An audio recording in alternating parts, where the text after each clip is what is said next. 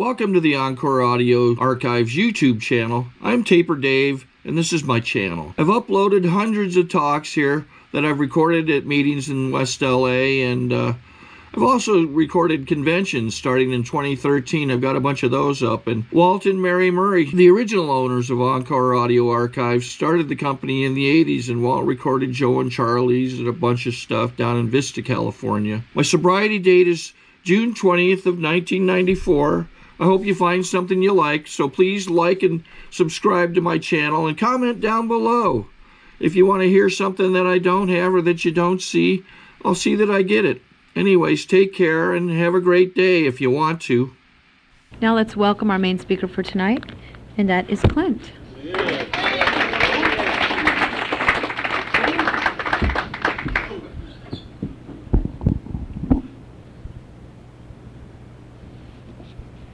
Wrap it up at 8 o'clock. I'm behind again. I'm Clint. I'm an alcoholic. Glad to be here. I'd like to welcome you if you're new and say happy birthday to the birthday people, and to let you know that I'm very, very grateful to be a sober member of Alcoholics Anonymous. And I was at the beginning. When that bail bondsman brought me to the Glendale Alano Club, and we had done a little business together, he and I didn't expect to come into a life like this. I didn't expect to ever be grateful for what was going on. I was 29 years old. I was around that club for maybe 3 weeks. And then I ran across a stash of amphetamines and cash, and that requires a drink. And I was gone for 2 weeks. Drunk, bad drunk. Came out of a blackout in Lawton, Oklahoma in that 2 weeks. Yeah, that is moving along. And I got back. I lived in a shed. I lived in a shed with 3 other guys. I called it a double garage for a long time. It was never a double garage. My wife one day said, we were over in Glendale. She said, I want to see that garage you got sobered up in. And we drove down there, and it was still there, and I said, that's it. She said, is that it? And I said, yeah. She said, that's not a garage. That's a shed, is what that is. And 4 of us had little tiny rooms in this shed behind a house in Glendale, California in 1966. And if I wasn't in jail or in the park, I would get back to that shed at night and pass out. I was selling encyclopedias door to door. Sort of. I really wasn't selling encyclopedias, but I would. That's rough work.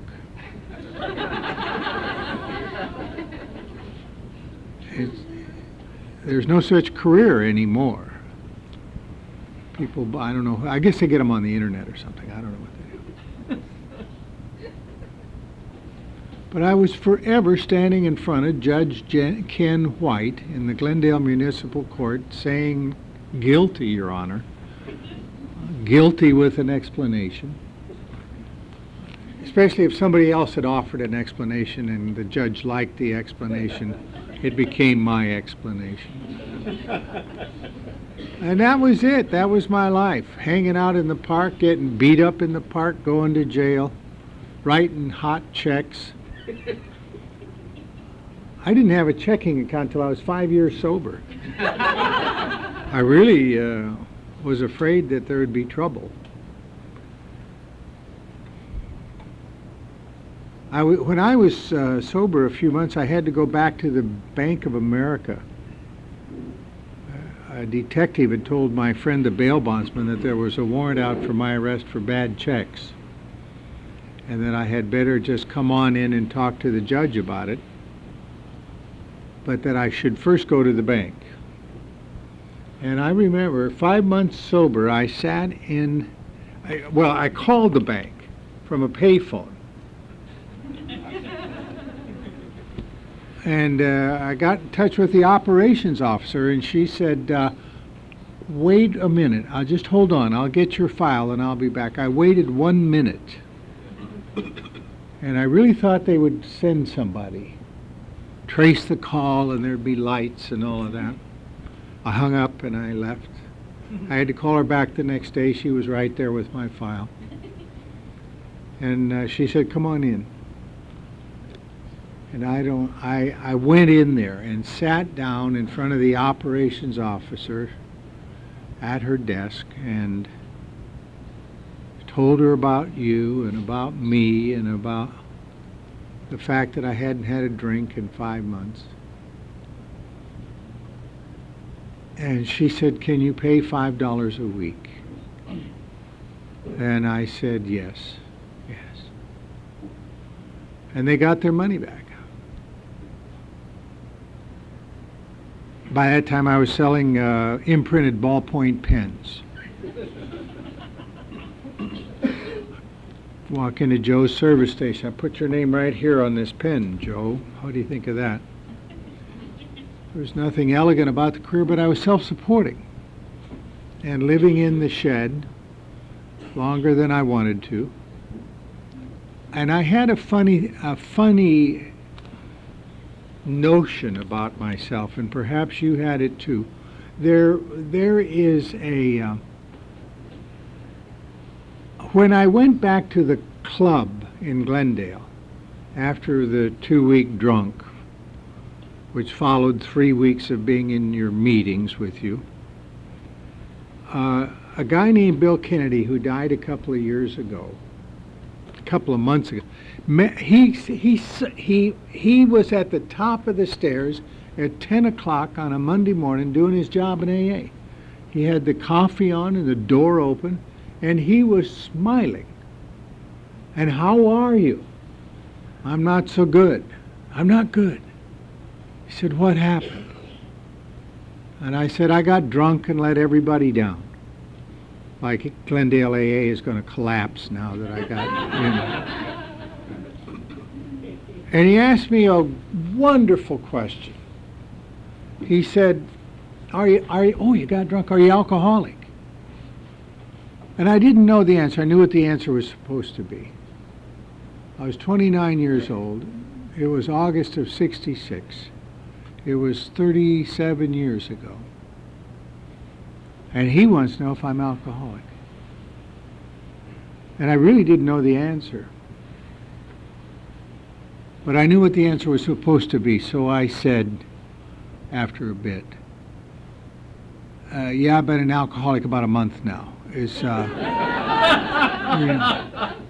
like I'm a mild case, Just caught it the other day. I don't know what happened.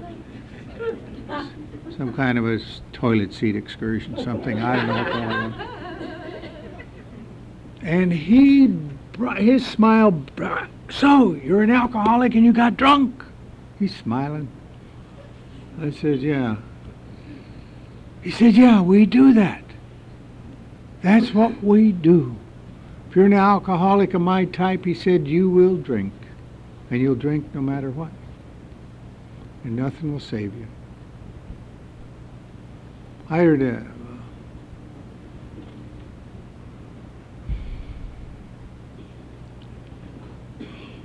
was an indictment in that, You'll drink no matter what. But I knew he was right. I drink no matter what. I drink. I drink. I drink when I don't want to drink. I drink when I've just gone in to say hi. And then there's a drink right there. And I don't remember ordering it. And I'm not drinking. And it's there, and you knock it back. There is a strange mental lapse that can take... In fact, years went by, and a guy was talking to a guy about these steps and about step 2 and whether I needed to be restored to sanity. And I really had been sober for a while, and I didn't sense the insanity in my life. And he said, write down the craziest things you ever did. And I want to see that list. And I went back to him in a week or two with my list, my crazy list. And it had the stuff on it that we get, the crap we collect. I was, the first time I went to jail for drunk, I was arrested off the fire escape of the Tri Delta sorority house at the University of Oregon. It seemed like I started to say I'd met a girl, but I hadn't really met her, but she and I were drinking in the same off-campus beer bar, and she was quite pretty, and she almost looked at me, so I felt like we had something in common. And I'm headed up that fire escape to the sleeping porch of the Delta Delta Delta sorority house at the University of Oregon in Eugene at midnight to discuss our future. And the house mother called the cops, and I went downtown. So I wrote that on and that's crazy. And I got, I've had wonderful opportunity in my life.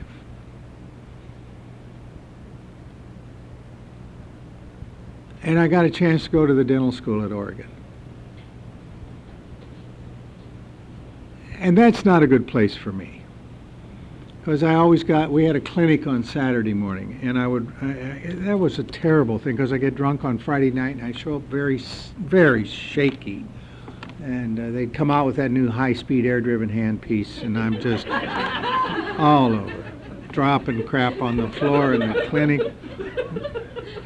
They don't like to hear you say whoops, when you're there. I wrote that down. I love to tell about, I made a set of dentures for a guy. I lasted 2 years on a 4-year program up there.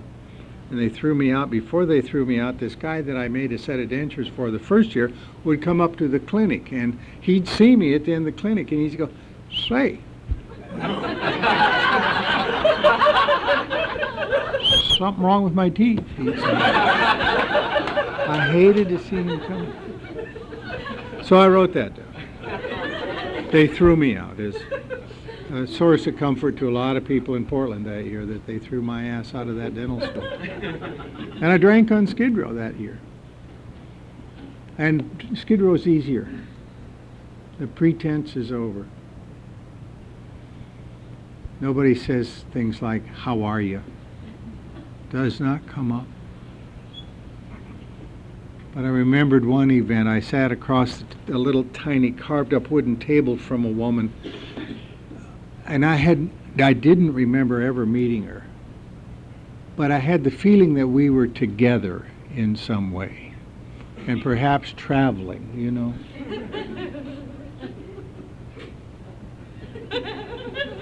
She had her things with her in paper bags.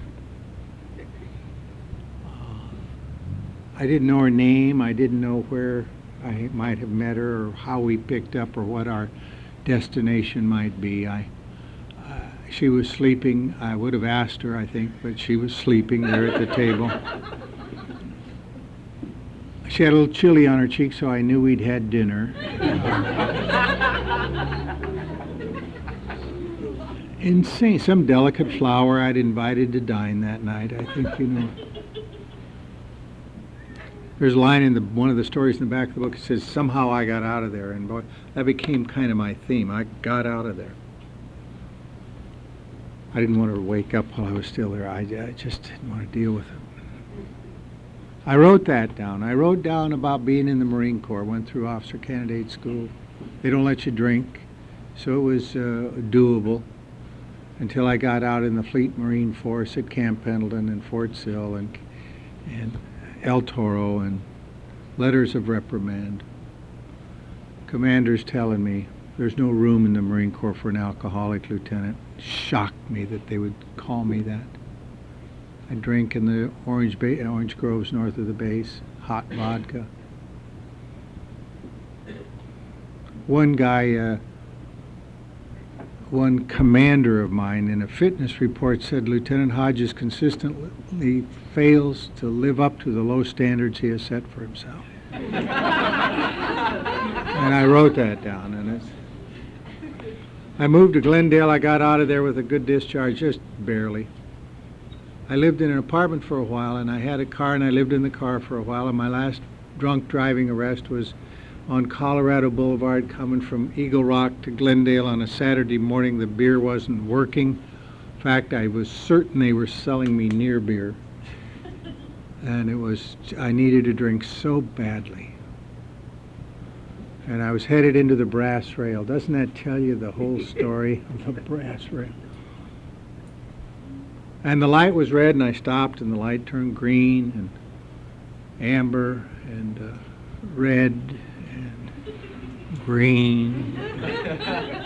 I was resting, kind of gathering myself for the... And a guy right behind me was in a cop car, and pretty soon he's up rapping at the window. I don't know why I always negotiated for a jury trial in the intersection. You know, I want a jury trial. Get in the car.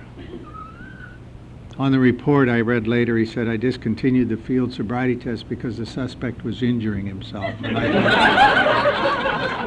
thought, there's a life, you know, with a lot of power in it. I wrote this stuff down, and I took it back to this guy, and I'm sober a few years. And he said, there's a lot of crazy stuff on this list. I said, I know. And he said, there's a lot of drinking in it. I said, I know. And he said, you didn't write down the craziest thing you ever did. I said, really? What's that? He said, and you did it a lot. And you did it sober. Every time you did it, you weren't drinking. I said, what are you talking about? He said, for years, according to this list, between every two drunks, not drinking, you decided it'd be a good idea to have a drink. That's crazy. That's crazy. And you brought that mind with you into Alcoholics Anonymous. And it really impacted me. All is not well up here. But my mind is the only thing I have to evaluate my mind, you know. We have the hound dogs watching the stakes. I love to, I have a friend in Norwalk who's in AA, and he lives next to an alcoholic, sober. Two guys side by side, each of them has a home. My friend one day looked out his kitchen window and saw in the backyard his dog and the neighbor's rabbit in the dog's mouth. And it was bloody. He didn't want any trouble with his neighbor around this rabbit thing, and he went running out there and he grabbed the rabbit. It was dead. And he brought it inside and he cleaned up the rabbit. Yeah, blow-dried the rabbit.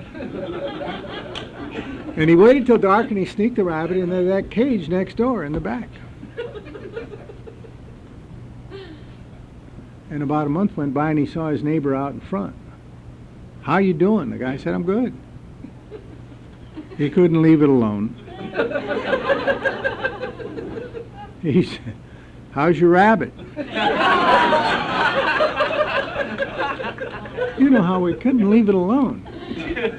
And the guy said, you know, it's funny, that rabbit, it died a month ago and I buried it, but now I see it's back in that cage back there. Yeah, it's like, Jesus, there's a huge separation between reality and what's going on up here.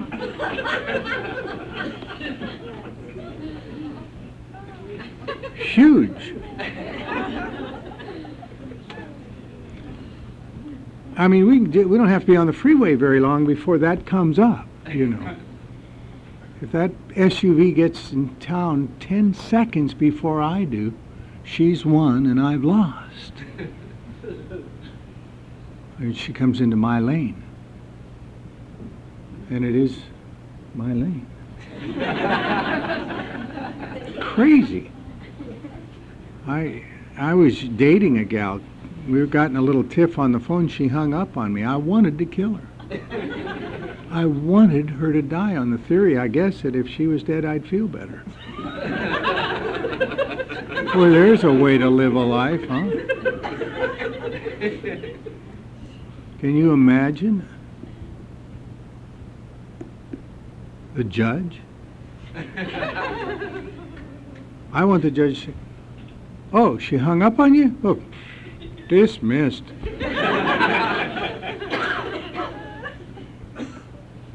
Crazy. We really... And when I was a little boy, I wasn't big enough for this life. Never have I been big enough. And always have I sought to hide that from you. I'm not big enough. Whatever it takes to be a big boy, I don't have it.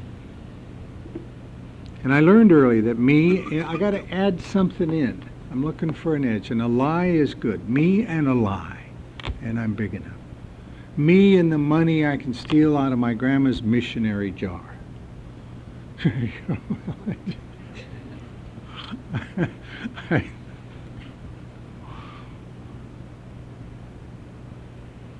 And when I was 16 years old, me and a drink. I remember it. I remember vodka after a football game. Okay, we're home now. They taught me a lot tried to teach me about belief and faith in a religious sense. I had belief. I believed in alcohol. Belief is an expectancy, and I expected alcohol to work after the first couple of experiences with it, and it did. And we have faith, don't we? I mean, faith is a confident trust born of experience. And we're never asked for blind faith in AA. Did you ever go in and have the doctor give you a prescription for whatever? It's just a piece of paper and you put it in your pocket. You feel better. Haven't had a pill and you feel better. That's faith. You lock the bottle up in the glove compartment because you can't drink. Glad that's there. I'm feeling better already. That's faith. We know it'll work.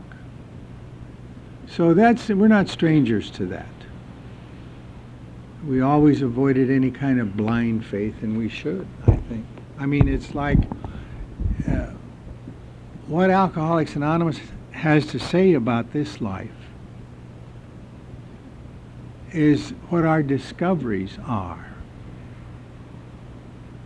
We discover that we have the certainty that our Creator has entered into our hearts and lives in a way which is indeed miraculous. The absolute certainty is a promise that isn't given anywhere else on that issue. Now that's huge, it seems to me. And it starts from a split second, a blink of an eye. That guy said, "You will drink no matter what," and I knew I would drink no matter what.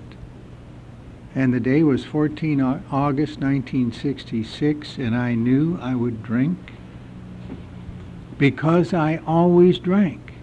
And he's cheerful about it. He didn't stop smiling. He said, "You're going to drink no matter what.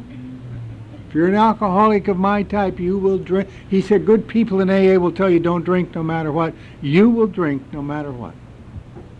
And I knew I would drink no matter what. I knew, and that day, it was almost like the cat's out of the bag, because don't worry about quitting. You ain't quitting. You think you're going to quit, you're not going to quit. And I never drank again, and you never asked me to quit. It doesn't say step one, quit. Step one, you got to get that you are toast is closer to it. And there's something about the surrender to that, not to God, not to AA, surrender to the idea that I will always drink. Is not a bad place to start. Doesn't feel very good. But there's some relief to it. The cat's out of the bag. He said, "Come in and sit down." And we do that too. And so do troops that have surrendered. We've seen it on TV. They throw their weapons down and they go sit at the side of the road and they wait for someone else to come along and tell them what to do. And if you take a seat in AA waiting for someone to tell you what to do, you won't wait long. A lot of people come by and tell you what to do. And it's okay. It's all right. But I knew I would drink no matter what. I knew 3 weeks I'd be on Skid Row, and then it was just a matter of time. And there was something about that I kept secret. That was my secret, that I'm going to drink again. I like it here. I like it in these meetings. It's fine with me that you're not drinking. I just happen to know secretly that I always drink again, and I'm going to drink again. I knew that. It was not anymore about, I'm going to quit.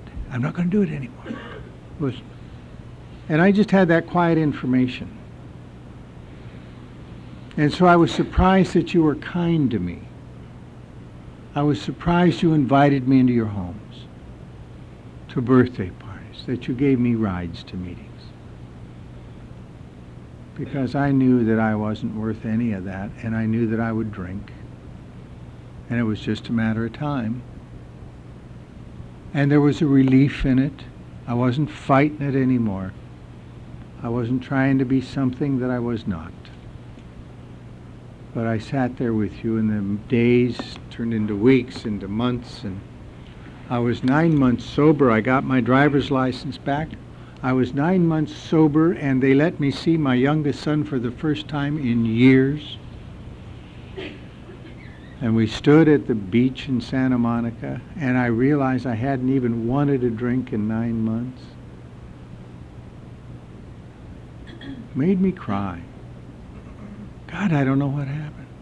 And I've since come to know what happened. I know tonight. Wilson said, God comes to most men gradually, but his impact on me was sudden and profound. His impact on me was sudden. I mean, on the 14th of August, 37 years ago, I'm a drunk and a bad one. And on the 15th, I was not a drunk. I was moving right along. And I didn't do it. It was done without my consent. And it happens to every one of us. That blink of an eye, that moment, it's the only way it can happen for us. We're not going to taper off.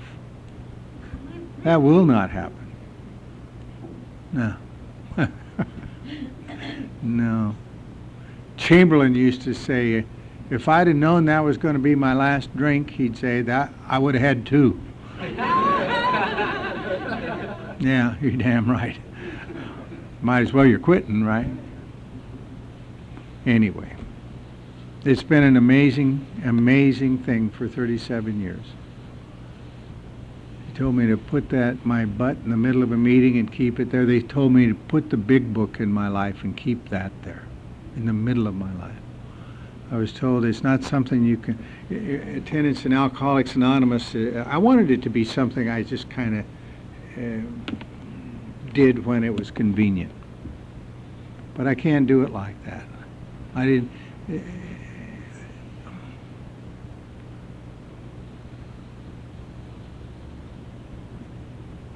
because I'm crazy, I won't fare well, I won't last long.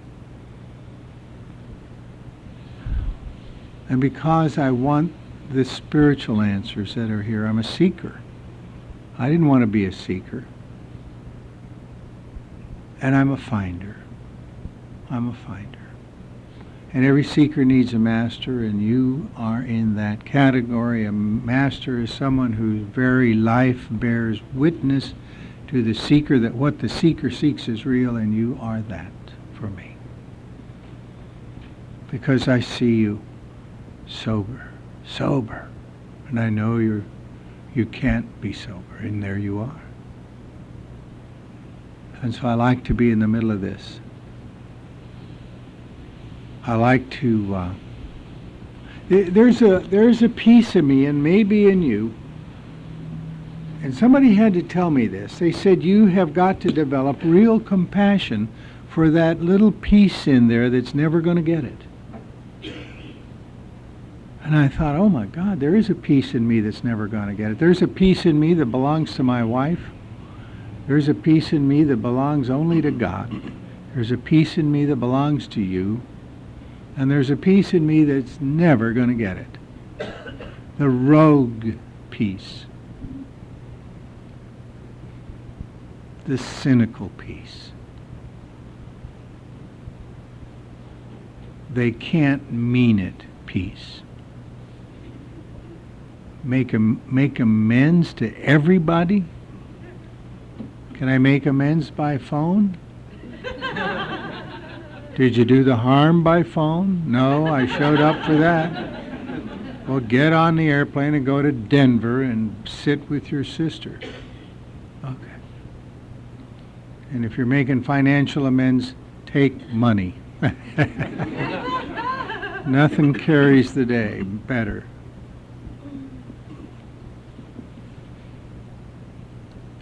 And you provide the antidote to this, to the piece in me that's never going to get it, to the rogue piece. I walk into a meeting and I see the rogue in the meeting, the guy that's angry about it. And I can slide up to him and put my hand out and put my arm around him. I get it, man, I get it. You're angry about being here, I get that. I don't say that, I just start laughing with him. Is this wild? We're here in a meeting of AA? Yeah, it's wild. Yeah, but we're lucky. You got a buck? Yeah, I got a buck. Can I borrow it? No, I'm going to give it to you. Because I want you to give it away to somebody. Got 20? Sometimes I say yes. So it's been 37 years. I'm 67. Got here when I was 29. And you can bet your butt that in that 37 years, I have been angry enough to drink. I've been humiliated enough to drink. I've been successful enough to drink. I've failed enough to drink. The triggers have all been there one time or another. I've despaired of ever finding a place inside me where I can go where God is enough to drink.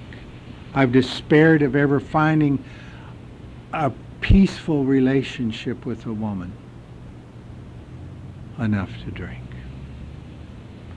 And because God loves me, and because the men and women of Alcoholics Anonymous have been gentle with me, and this is the gentlest guidance I know. You won't find any gentler, sure as hell not out there on the streets. They just herd us up and lock us up. And they should. But in here, something happens. I was no friend of God's, nor did I believe he was a friend of mine when I got here. I had no way to be in a relationship. The best I could do was to be in an arrangement. And there's a difference. The arrangement is contractual. You do this, I'll do that. And there's no permanency to it, there's no commitment to it. There's just like, I know it's not going to last long anyway, so let's just see if we can't work out something. A relationship has a sacred component to it. And the day came that I found a place inside me where I can go where God is because of these steps.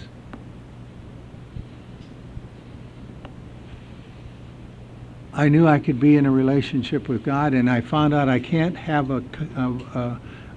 anything else with God but a relationship, a sacred covenant. It's not about trading off. He's my Father. I never dreamed that would happen to me. I never dreamed that I would be at peace with that. I knew he would run my butt to China to be a missionary if I ever got close. Yeah. And I didn't want that. And I didn't want to roll around on the floor in the shed barking like a fox. You know why? You know what the real problem is? If I'm on the floor in the shed barking like that, I don't have any control over my life. They're still faxing court cards in here, Tom. You can. But if I'm in China as a missionary, I don't have any control over my life. And my ego says, pass. Let's get a little control. So I play the middle ground, even in AA. But I can't do that. I can't do that. I'm in for a dime, in for a dollar. I'm here in the midst of you and have been for these years. And I knew it when I was 9 months sober because something very strange happened to me. I got to go with the institutional committee or meeting, a panel. I didn't even know what it was. We drove down the freeway and got off at Norwalk, and they said, we're going to put on a meeting in the nut house here.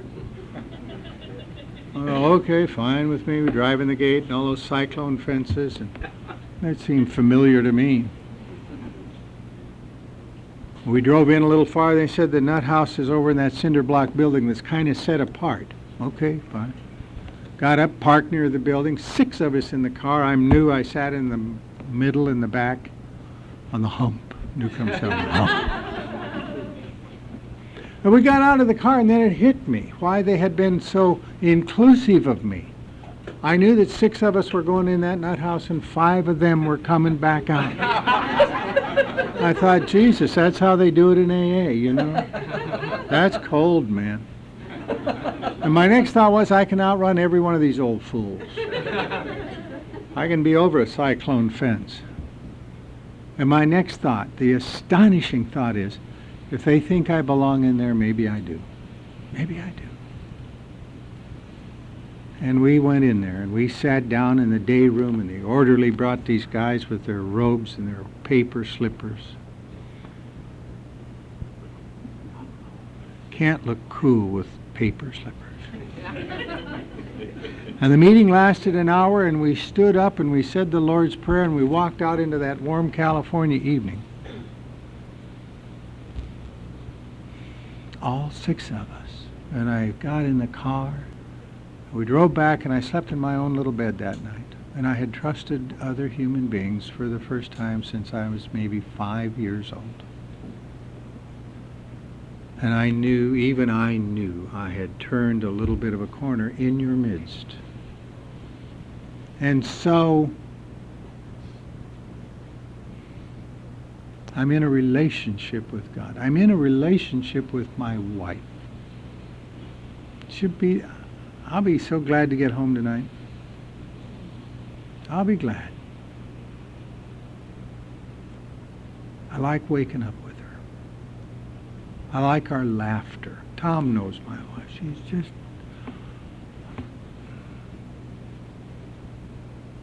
I'll tell you a story about an airplane trip last year. I'm flying back to Washington, D.C. I'm going to give a talk back, not an AA thing, something else. I'm traveling with Rick. And I'm sitting on the aisle in coach, and there's 2 seats, and they're both occupied by preachers. And they're nice guys, and they're all telling me about their church. They have a little Protestant hellfire and brimstone church in North Carolina, and they're going back there. And one of the guys had 8 kids, all under the age of 12. Yeah, I know. That they were homeschooling. But they had their sleeves rolled up, and they were doing the deal, and they were committed to the church, and they were preaching the gospel. I grew up in it. Never liked it for a minute. I got baptized in the spring outside of Billings in the Yellowstone River. Water about 30 degrees. Yeah. I didn't find God that day, I'll tell you. I didn't find much of anything for about 3 days, as I recall. And these guys, I'm liking them. I mean, they're like money where their mouth is. They are like doing it. And they're cheerful about it, and they're having a big time. And so I told them about you. About my experience. About the fact I'd been in AA. And sober.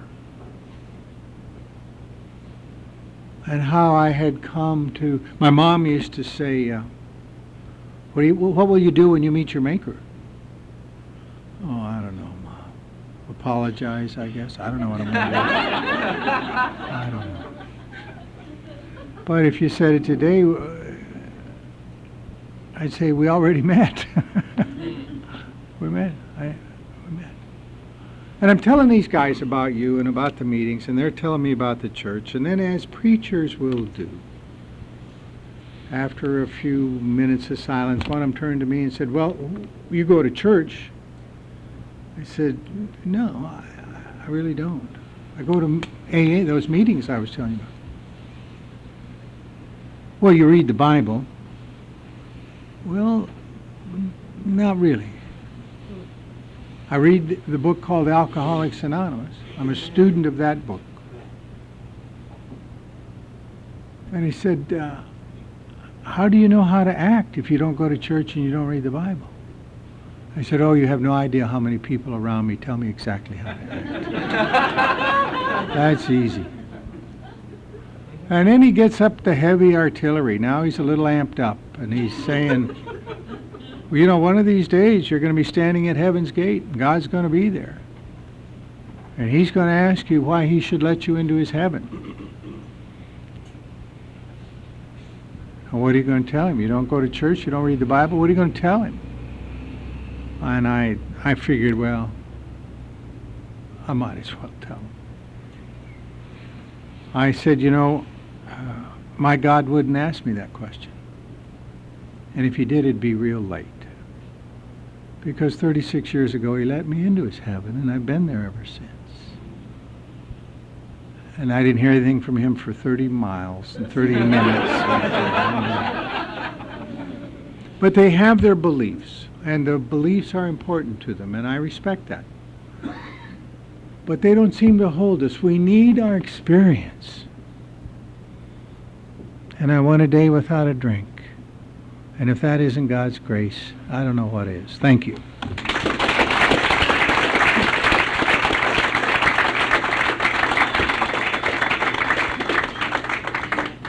Sorry to interrupt your viewing. Taper Dave here. Just wanted to take a second to ask you to like and subscribe to my channel. Let me know if you like what you're listening. I've got some very good talks here, and this one's a great one. Just curious, do you think this is better than Zoom? Tell me what you think.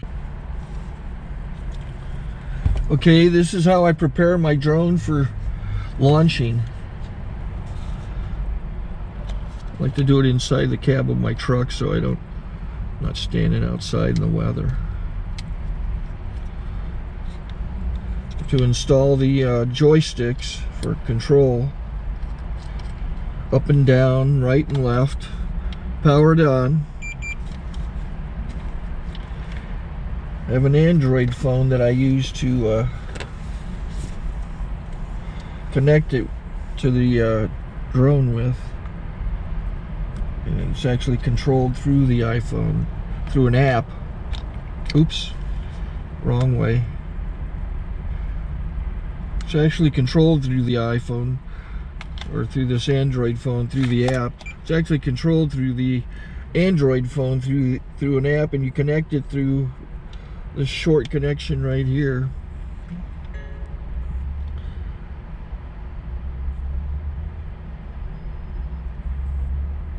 Remote control connected. Remote control's connected.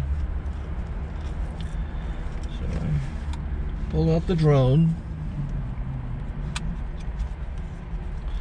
I have to extend the legs. Long legs extended first, then the short legs. Remove the gimbal protector. Set that aside, then power it on one short burst and one long burst. I lay it down. So I have to go to calibrate. So the drone's not connected yet. It shows you here as this drone gets disconnected, even though the remote's powered on. So the drone has to establish it's connected. So I go into the app to calibration mode. First I'll calibrate the remote controller. Start calibration. out, in, oop, out, in, up, down, and then this little wheel is to control the gimbal. So it's calibrated. Go to gimbal calibration, start calibration, and then it calibrates the gimbal. I don't know if that shows up. The gimbal's moving all over the place. Changes, you can see it on the video. And I'm calibrated to take off. It's acquired 7 satellites at the moment. There are 26 satellites up in the sky, which it has to acquire before you can take off. So it's connected. It's got enough satellites. This is white. I can go to press this little arrow button, swipe right to take off, and it would start the motors if I slid this to the right, but I'll wait till I get outside. Don't want to do it inside.